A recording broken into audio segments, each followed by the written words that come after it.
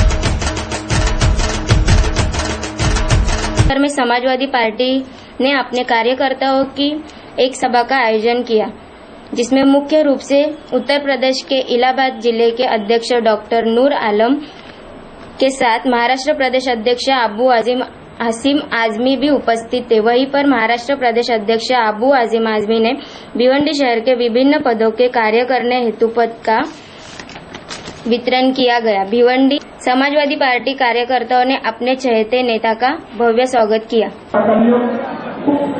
को तेरी नजर से देखने वाला कोई नहीं हो। मेरे दोस्तों, मैं बात कर रहा था आसाम की। हजरत मौलाना अरशद नकवी ने कहा कि गुजरात कोई हैसियत नहीं, सलाखों में डाल देती है। धुलिया का दौरा हमारे मुशर्रफ नाइक ने किया है।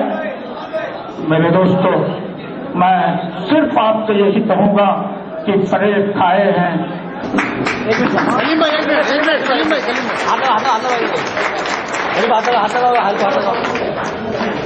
Thank you.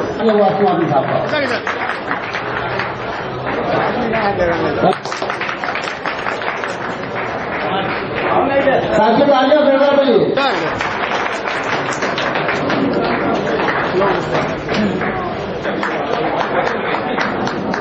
आगे हमारे नेता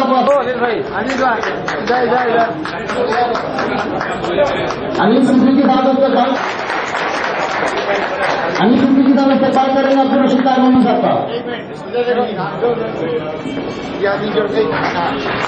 एवं अबू तालिब साहब के रावत से पूरा परिचय बताओ। अरविंद यादव अजय डायरी घेऊन घे किती महिने किती झाले महिन्यापासून.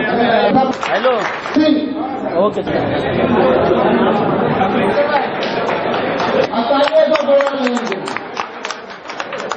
अच्छी का इस्तेमाल करने आए तमाम लोगों को फौरन लेटर दिया जाएगा।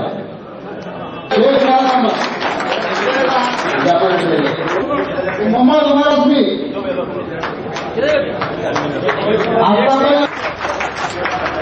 आफ्ताब आलम इस्माइल गंगरेज साहब डॉक्टर अशोक मोदी साहब को सेक्रेटरी बनाया गया। मुनव्वर शेख साहब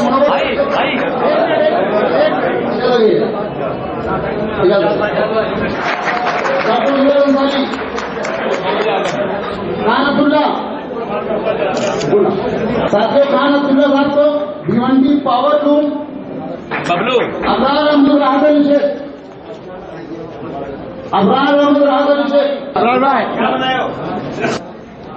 नासिर सैदुल्ला खान हसीना चौधरी अंसारी अबरार यादव मोमिन गुलाम गौस साहब को सेक्रेटरी बनाया गया। गुलाम गौस साहब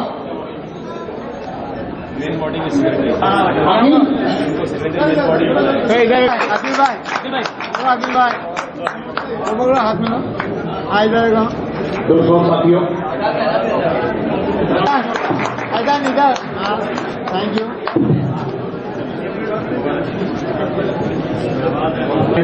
सारे लोगों को जोड़ना है। जब मैं बात करता हूं तो लोग समाजवादी पार्टी से जुड़ने को तैयार हैं, लेकिन लगता है कहीं न कहीं हमारी कोताही है कि हम लोगों तक पहुंच नहीं पा रहे। मैंने इसके लिए क्या सोचा कि मैं हमारी पार्टी का बेस यूपी है, उत्तर प्रदेश में हमारी पार्टी की सरकार भी है, तो क्यों ना हम यूपी के एक एक जिले के लोगों को यहाँ बुलाएं और उनके माध्यम से उनके जानने वाले, उनके रवाबित जहां तक हैं, उनके जरिए लोगों को बुलाकर पार्टी की मेंबरशिप दें।